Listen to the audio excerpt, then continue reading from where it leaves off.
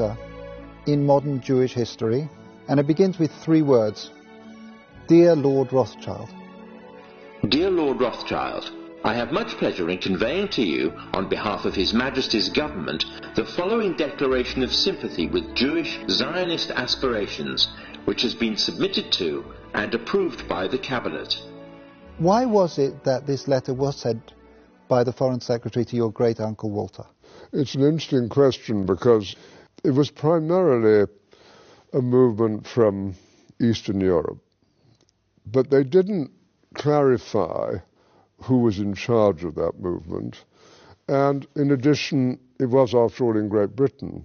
So they felt that the Rothschild family should be the one to whom it was addressed. And Walter was Lord Rothschild, and he was a Zionist, and those really are the background reasons. So Walter received the Balfour Declaration, and I have a copy here, and I wonder if I could possibly ask you to read it for us. Yes, indeed. Yeah. I'm going to put on my spectacles to make sure I read it accurately.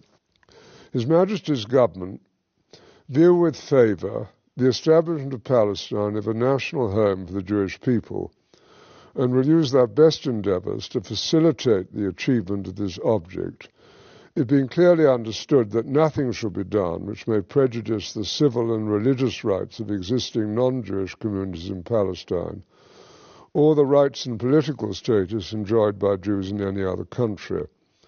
I should be grateful if you would bring this declaration to the knowledge of the Zionist Federation.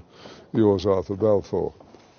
And here it is, the Balfour Declaration. What do you feel when you see it here? I genuinely feel it's one of the most extraordinary moments in the history of the Jewish people. If you think it took 3,000 years to get to this, and then you say, how did this miracle happen? It's the most incredible piece of opportunism. I mean, if you think you had an impoverished would-be scientist, Chaim Weizmann, who somehow gets to England, meets a few people, including members of my family, seduces them. He has such great charm and conviction.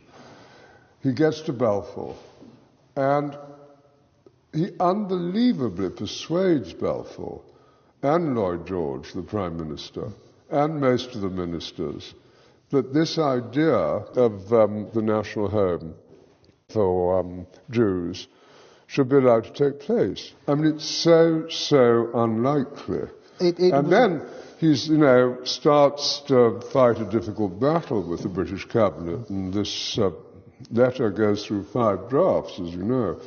And in the end, it comes out as a rather compromising letter. I mean, the essential point is there for the Jewish community to fasten on to.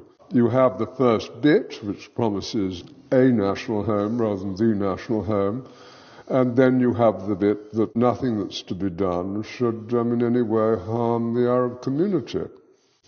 But you come back to the big point, which is that this is perhaps the greatest event in Jewish life for thousands of years. And it's a miracle.